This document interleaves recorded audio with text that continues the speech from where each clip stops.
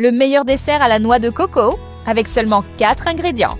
Pour commencer la recette d'aujourd'hui, on va casser 4 œufs dans un saladier et les battre avec un fouet. Aujourd'hui, je vais vous révéler le secret que les grands pâtissiers et les patrons de boutiques de desserts gardent bien caché. Alors, soyez bien attentifs et suivez chaque étape comme je le fais. C'est l'une des meilleures recettes que j'ai jamais apprises de toute ma vie. C'est super facile à faire, vous allez adorer.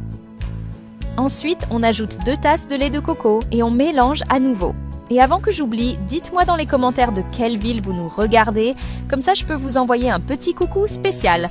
Aujourd'hui, j'envoie un gros bisou à Anaïs Dubois de Lille. Je suis trop contente que tu aimes nos recettes. Je suis certaine que cette recette va vite faire partie de ta routine, tout comme elle fait partie de la mienne maintenant. On continue avec 2 tasses de lait concentré sucré. Dis-moi toi, tu utilises comment la noix de coco à la maison? On aura aussi besoin d'une tasse de noix de coco râpée.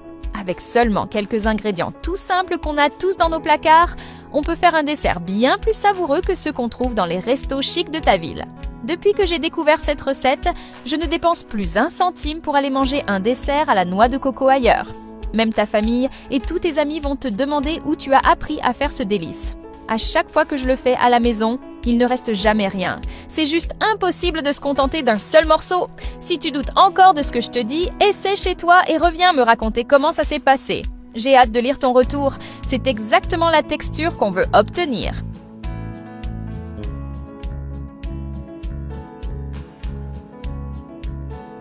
On va tout verser dans un moule beurré. Regarde-moi cette beauté!